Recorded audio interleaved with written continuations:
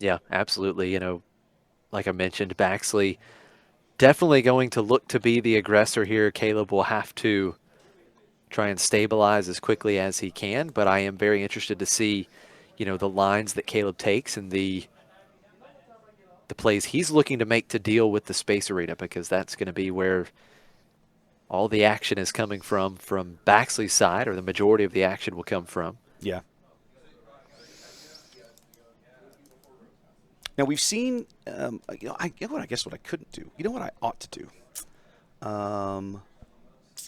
While all this is going on, I'm going to work on grabbing deck lists. I have the ability through a couple of buttons to pull deck lists and get them translated into images that we can put on the screen, which I historically do for these kinds of events. But I haven't run Right. constructed in a while. This is the first constructed PQ I've done since June.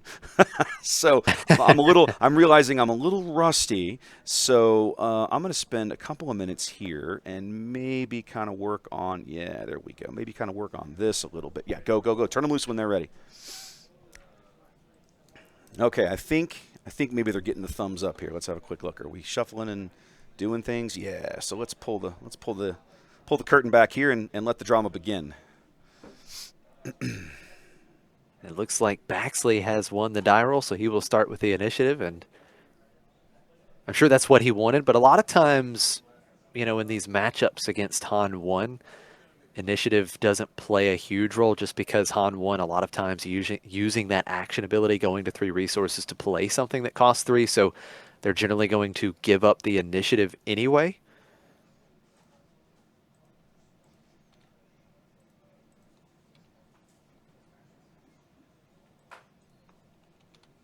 Seeing the awesome signed play mat for Baxley, Yeah, rocking the that's showcase. Both that's really players rocking a showcase. yeah, that's really really cool. I loved and this is an event exclusive playmat. You can't quite it's off camera in the top what would be the top right corner of the screen, but it's got that little event exclusive tab because this is the art for Choose Sides, I believe, out of set 2.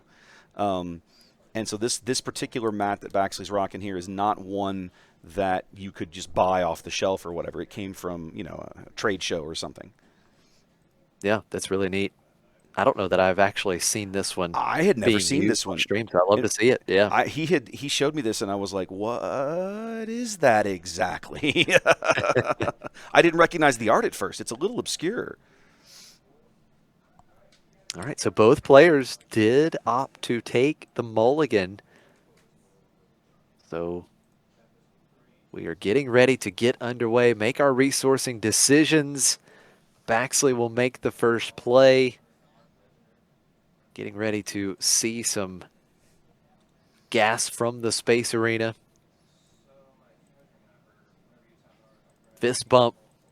Here we go. Top cut of this planetary qualifier in Lubbock, Texas at Stormcrow Games is underway. We do see the Wolfpack Escort coming out first for Baxley. 1 cost 2-1. At this point, it will just be a 2-power unit for Baxley. And another 2-power, 1-cost space unit. It's Cartel Ooh. Turncoat. But look at this. Caleb does have one of the 3 space units in his main deck. Falcon, piece of junk on turn 1. Exactly the kind of draw that Caleb needed and exactly the sort of thing that Baxley did not want to see. Definitely. Especially since he coughs up that cartel spacer, which lets Caleb draw a card. And giving Han extra cards right now when he's going to have to keep sacking them to keep seeing the game, definitely not an exciting prospect. Totally agree. You do see pretty important resource being defeated there by Caleb off of that Han action ability. Power of the Dark Side going to the discard pile. So getting that villainy card in the discard pile early to turn on part of the Anakin Skywalker's text. So here comes Kazuda's action ability, removing all abilities from Wolfpack Escort for this round, and then playing Heroic Sacrifice because he gets to take another action. So Heroic Sacrifice, getting another card for Baxley, and attacking with the Escort is Baxley. 2 additional power, 4 damage to base, but take away that downside because all abilities gone for the round for this phase. So Wolfpack Escort staying on the board.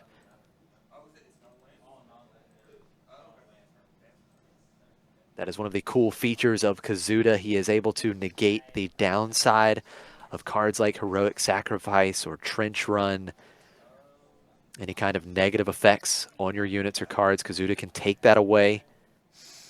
And we do have Waylay bouncing back the turn 2 play, that N1 Starfighter back to Baxley's hand.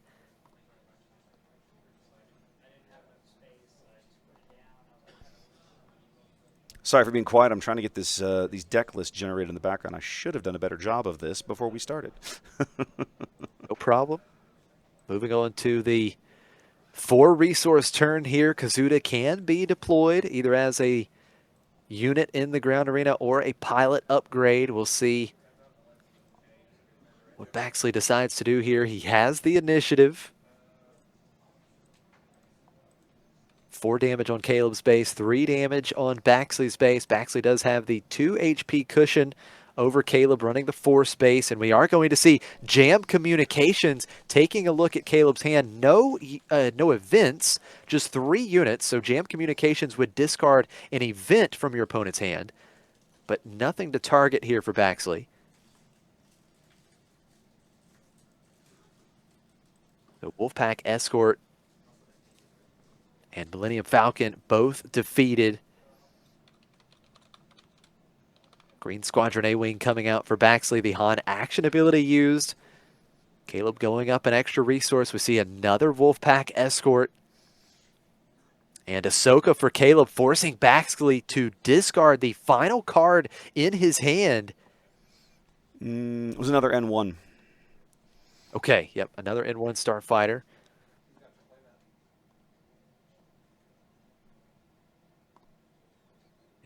On to the next turn, Baxley opting not to deploy Kazuda that round. I don't think he would have gotten a lot of value out of him. Until, I mean, the Falcon wouldn't have killed the Wolfpack had he deployed onto it. Is that right? 1, 2, actually, yeah, because he's a 3/3, right? When he deploys. Right. Yep, that's right. Speaking of. So first action, first action this turn, Baxley will deploy Kazuda as a pilot upgrade on the Wolfpack Escort. So the Wolfpack Escort getting +3/+3 will be swinging with a total of 5 power.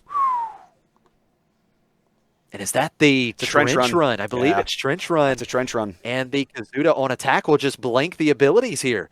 So that is 9 total damage coming through. The trench run allows the Escort to attack for +4, and Kazuda's ability, the on attack, wiping out that downside that trench run would bring.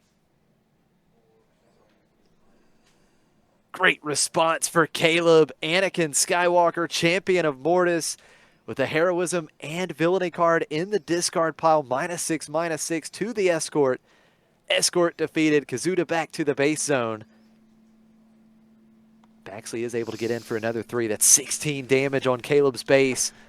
I mean, now to 6 damage on Baxley's base. If I'm Baxley, I still feel really good, right? When you play one of these hyper-fast, quick deploy leaders, like I've played a lot of Kylo Tarkentown as an example. When you play one of those guys, if you're able to get one good solid hit out of them before they go off the board, you feel really good about your life. Yeah, absolutely. Han Solo leader unit deployed, another 4 damage to Baxley's base, 10 damage on Baxley's base, but Baxley was able to retain the initiative. Let's see how much damage he can put on with the Green Squadron A-Wing. Does he have another buff here? Yeah, he's got to be looking for a surprise strike. A stay on target would be good. Anything that functions as a pump, right? Right. Going for a bamboozle just to exhaust Han. Okay.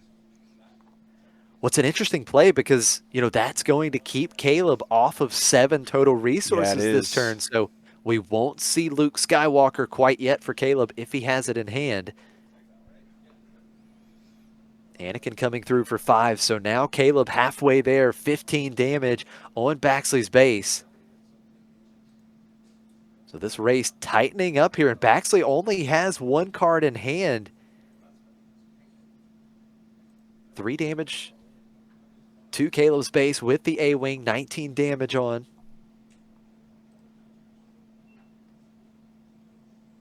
Caleb is going to claim Baxley, extending his suite of Oop. threats in the ground arena, Wrong or excuse button. me, in the space arena with black 1.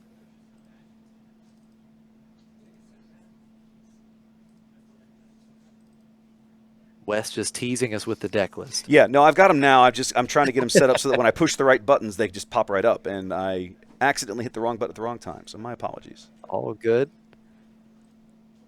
Caleb with the initiative. We've got 15 HP remaining on Baxley's base. Just 9 HP remaining on Caleb's base, and Baxley is showing 5 damage in the space arena to a total of 12 damage in the ground arena for Caleb. So neither player showing fatal in their respective arenas, but here comes Enfys Nest for Caleb, bouncing the Green Squadron A-Wing back to Baxley's hand with that win plate ability, but Han Solo coming out, an immediate attack. That's +2 for damage into Caleb's base. I can't count the number of times I have seen this Han pilot come in and smash something, because it kind of functions like a bit of a surprise strike. Like it's a pump that you swing it at exactly the same moment you play it. Yeah, it's great. Such a good card. The lasting pump, right? It's yeah, so absolutely. Good. Ooh, and that Anakin's interceptor is actually a threat as well. Either one of those units is lethal because there's exactly 15 damage on Baxley's base. You're absolutely right. So now we're seeing that trouble. Caleb trying to work hard to answer this space arena, but he will have to answer 2 units in 1 action here. And he's not showing any way on board right now to restore damage from his base. No, hasn't seen a Luke, hasn't seen a... Well, I think he might have had a Yaddle. Did the Yaddle get dead, or he discarded it or something? I think he may have defeated it. Maybe it was one of the resources. I believe it was defeated. Yes, okay. Off of the Han ability. Yep, no, that makes sense.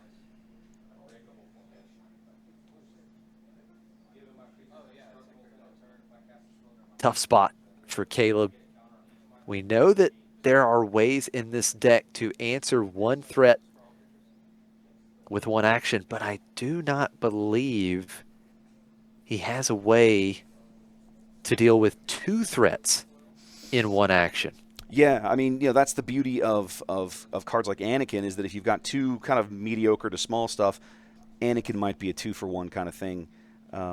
But, shy of some kind of board clear or whatever, being able to deal with both of them is tough. Yeah, and you do make a really good point. Anakin Skywalker, Champion of Mortis, would be good enough to take out both units in 1 action if that Han Solo pilot wasn't on the black 1. Oh, look at this. Okay. He's got the Itinerant Warrior using the Force Healing 3, so that is going to take him immediately out of fatal range, but 4 comes right back across, and he's right back in check again. Surprise strike with Enfys Nest, 8 damage, bouncing the Anakin's interceptor back to base, or back to hand. My goodness, 23 damage on Baxley's base. And I think he's got fatal in the ground arena now. Yeah, I think he does. Let's count it up. 4, 7, 12. Yeah, oh yeah, for sure. Yeah, he does. Yeah, that Enfys bounce. What a turnaround. Ooh, maybe not. But the Falcon. Millennium Falcon, piece of junk, once again representing fatal, coming into play, ready for Baxley. Back and forth we go on this turn, this critical turn for both players, and I believe that will do it. Caleb almost with a crazy turnaround, but Baxley with Falcon from hand takes game 1 here in the quarterfinals. Very, very nice. Nice finish there. And it's funny, Falcon is one of those cards that you expect to see in this deck, and I think not having seen it up to that point, we might have, I don't know about you, I kind of forgot about it, right? But it's such a strong card in Kazuda because he can blank it, and then you don't have to pay the goofy Falcon tax to keep it on the board. Yeah, that's absolutely right. What a game that was. It looked like Baxley had it locked up. Then the Itinerant Warrior plus Surprise Strike on Enfys Nest, taking care of the other space unit while putting Baxley in check with the rest of the ground units. And Baxley said, I've got 1 more trick up my sleeve. What a great first game There it here in the was. quarterfinal. All right, so that now while these guys do some sideboarding, let's put ourselves in their shoes. Let's take a look at Caleb's deck. And if this is your list, and that's your sideboard and the match you've just played, what are you thinking, Josh? What's coming in for you? I see one obvious candidate. What do you think? I think there's two cards that really need to come in here. That's Bamboozle and Concord Dawn Interceptor because, it gives Caleb yet another option in the space arena with the Concord Dawn Interceptor, an early Sentinel that he could technically even play on turn one with Han's ability. It's And then true. Bamboozle is obviously really good as well because Yeah. the Bamboozle would threaten the Kazuda if Kazuda is deployed as a pilot upgrade. Yep, for sure. Yanking stuff out of here. I think the one-off lightsaber can go pretty reliably. I don't think you're going to get a ton of value out of that in this matchup. I think you keep the blasters for sure, so you can push damage when you need or want to. I think the sparks are still good, although debatable. You've got a third one in the board, but I'm not sure attacking Kazuda's hand is exactly where you want to be. But I think you definitely bring in the interceptors, and you definitely bring in the bamboozles. Yeah, I think Ahsoka is really nice here, but I'm not sure the Spark of Rebellion is really needed. That may Yeah, come maybe you out take in those this out. situation. Yeah, I Yeah, I could think see those that. two probably come out. Just trying to look. Yeah, I think the Jedi lightsaber and trying to figure out what would be the other removal here because you need to find a total of 5 slots You know what? to bring those I think copies of Bamboozle and I think I Interceptors think in. I ditched that Rivals Fall. Do you really want to pay 6 to remove one of these weenie units? Like, I don't know, man. Good point. Yeah, I don't think that's worth it. Fel the Dragon is probably going to do most of the work you need it to do, if you need to be getting rid of something, or even Power of the Dark Side. So yeah, right. I think that would be my 5. Let's have a look over at Baxley's list real quick and see what we see. So it's interesting here. You've got another Bamboozle in the sideboard, which, the Bamboozle play could always be solid against Han because you just keep them off that 7th resource if able, right? Keep the Luke off the board as long as possible. Another he could even go another Jam Communications just to try and answer the Bamboozle, right? If your Yeah, opponent's holding Bamboozle for Kazuda, you could just try and snipe it out before you deploy. I like that idea. So that's certainly an option. I think I like the Contracted Hunters a little bit. That's a card that Okay. I'm a little surprised to see in the board, but I do like it. It would give you enough ability to maybe knock something out of the ground arena that's either low or troublesome or just, I want to get rid of this because it's damage. And I don't know. I think I would consider it. I haven't played this matchup. I won't pretend that's definitive, but I'd look at that and think, I could see that. It's fair. I mean, you certainly could ambush into something like Yaddle or Yeah, Yoda and take yeah, out either one of those, get the restore off the yeah. board. So certainly an option. You're going to lose the hunter once it does whatever it's going to do. But I think the idea of, I'm going to play this card, I'm going to get it out of the way, and then it's not in your arena anymore because it's going to kill itself. But I've dealt some damage and hopefully maybe traded for a unit on the way out. Maybe not that bad an idea. Yeah. And, you could always potentially keep it on the board using the Kazuda action ability. So could get some more miles out of it. Indubitably. But here we go. All right. Well, game 2 Looks like inbound, players ladies are and ready. gentlemen.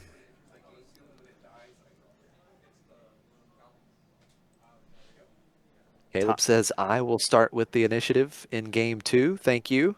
Yep. And he's going to keep this hand.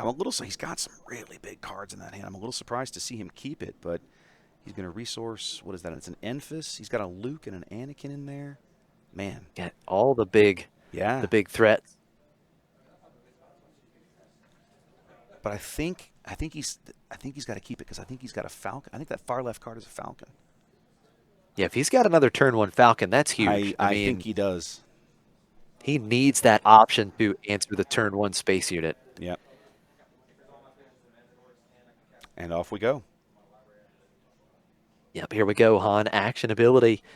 3 resources on turn 1 for Caleb. Baxley is going to play black 1. And I do believe we are going to see the Millennium Falcon piece of junk entering play ready. Baxley just claims, and Caleb quickly taking Baxley's turn 1 play off the board. Falcon remaining in play with 2 HP. Both games, think about this. You've only got 3 space units the entire deck. In both games, you draw one in your opening hand. Yeah, I mean, this is definitely the best opener for Caleb in this matchup, no doubt, and he's found it both games. We'll see if he can capitalize a little bit more on that opening hand success of Millennium Falcon piece of junk and carry it to victory and give us a game 3.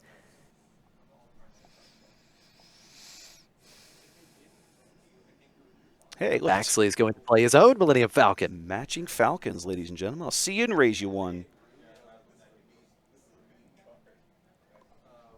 Millennium Falcon, get out and push, definitely has the ability to scale. Gets additional power for each pilot on it.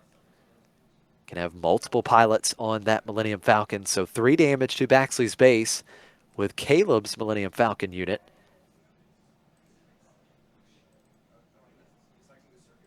Kazuda action ability used, Baxley claims, and now we see, I believe that is Grogu coming out for Caleb. Certainly not a bad option. He does have a damaged unit in play right now, so we'll see if he bounces. Yeah, he does. He's going to bounce it right back, so Yeah. he will not give Baxley the option of taking out his Millennium Falcon right away. Yeah, I think it's too valuable that he keep that around. He's going to get rid of the power, the dark side. I think I would have gotten rid of the fell there, but Yeah, it is an interesting choice for sure, but because that Millennium Falcon get out and push can get to 5 power very quickly. yeah.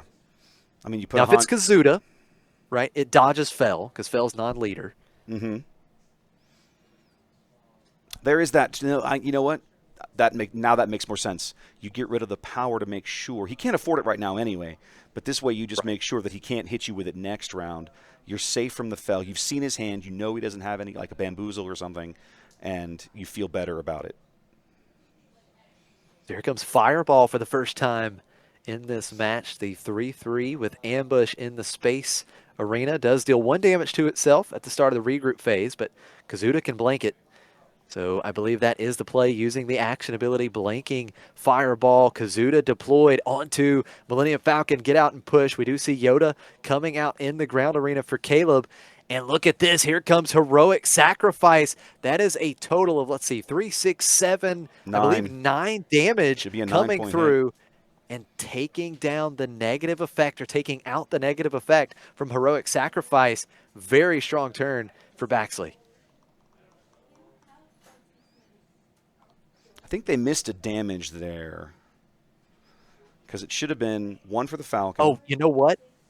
What? It got blanked. Oh, So you're it can't get right. the additional 1. You're right. He Yeah. blinked them both. Yep. No, you're 100% right. That's weird. That's a Yeah, weird interaction I had not considered, but you're right. Blanking all abilities, it does take out the negative, but unfortunately in this situation it does take out that additional buff as well, and that's something that I missed initially. Yep. Nope, good call. I hadn't thought of it either. This is another reason I feel like at some point I've got to build Kaz just so I can kind of get some games into him. Yeah, absolutely. Very interesting leader. Now Caleb has the initiative, first action, using the Han action ability, going to 6 resources, and now we see another Jam Communications ripping the rivals fall. That would have been a great response to the Millennium Falcon, piloted by Kazuda. Baxley with multiple Jam Communications sniping the removal here in Game 2. I remember the first time I saw a copy of Jam Communications, I remember thinking, it's a very specific card, but it has the advantage of being dirt cheap. It only costs 1, where if you're going to play Spark, you can get anything, but it costs twice as much. And sometimes you just don't want to pay 2. Yeah. Absolutely. Now we do see the Hot Shot Blaster smuggled in onto Yoda, 4 damage to Baxley's base. Caleb does restore 2, but here comes another big hit with Millennium Falcon. This should be, I believe, 7 that time around. Another trench run. Oh my goodness, another trench run. Fireball did have its abilities blanked, so 4 plus 4, that's 7. 20 damage on Caleb's base. All of a sudden, just 8 HP remaining. Baxley in cruise control right now. And you talked, Wes, about the jam communications, and I think arguably jam communications may be the most important event in this Kazuda deck because it keeps your units on the board by sniping those removal pieces. Yeah. Another 3 damage. Millennium Falcon, piece of junk coming in, 23 damage. So Millennium Falcon, get out and push with Kazuda piloting it, is game over with 1 swing. Now, he played Falcon late. Go ahead. I'm sorry. I was just going to say, how does Kazuda work exactly? Choose a number of friendlies that goes. Okay, so when he attacked with Kazuda, the Falcon wasn't out, so he does have to pay for it. Okay, that's what I thought. Correct. I just want to make sure because he played it later. This is mechanically another one of those things I got to remember to get right in my brain someday. This is exactly what I feared. This was the question I had coming into this match. How is Caleb going to answer this space arena? Now, he did have some removal, but Baxley had the jam communications. We see Bamboozle exhausting the Millennium Falcon, and that is going to actually defeat Kazuda because Kazuda, a leader unit, can't go back to hand. It's a big play for Caleb, but I feel like it's coming too little too late. 3 damage to base with Falcon, 4 going on to Baxley's base with Yoda, restoring 2. Now Fireball is not fatal. Currently, 24 damage on Caleb's base. He has 4 HP remaining. Fireball is showing 3 damage. Baxley does not have a pump right away. He's going to deal 3. 27 damage on. So now, once again, 1 more swing from either of these space units would currently be game. Caleb claiming, and look at this, my goodness, swarming in the space arena. Another Millennium Falcon and Green Squadron A-Wing. Yeah, he's just like, we're just going to lay the smack down and dare you to have something to deal with all of it. Yeah, that's right. I mean, even Anakin Skywalker, he could come in and take out 2 of these units, but it would not be enough to answer these 2 Millennium Falcons. Yeah, and I think that's the beauty of this play is, you know he's got an Anakin in there. And you've seen him, like he's running them in this deck, and just swarming the board. It's like, okay, well, you might be able to get 1 or 2, but you ain't going to get enough. That is absolutely right. Don't think there is a way out here. He can restore 2, Caleb can, with Yoda, but that is not enough. It would still leave him with 3 HP remaining. Which is still enough for any single one of these units to just knock him off. I think he's going to do it just out of, the Pyrrhic victory. Yep. 4 damage to Baxley's base with Yoda, down to 25 damage on for Caleb, but Baxley can swing with any of these units. Falcon going in. Baxley does it, a clean sweep here in the quarterfinals, and we have Baxley with Kazuda heading to the semifinals here in Lubbock, Texas. I'm looking forward to that. Now, he's probably not looking forward to that. Well, we were talking in between rounds, right? He was telling me that these Yoda decks, there's 3 of these Yoda decks in the top 8, right? And he was telling me that was his one, I think that was his 1 loss in Swiss. And he was like, that's just kind of generally not a good matchup for me. So I'm going to be curious because if memory serves, and I'm going to cut back to the bracket for a minute, so he's going to move on, but just above him in the bracket, those 2 Yoda players are going to cannibalize each other, but one of them is moving on. So it doesn't matter who it is, he's 100% going to be seeing a Yoda in the next round.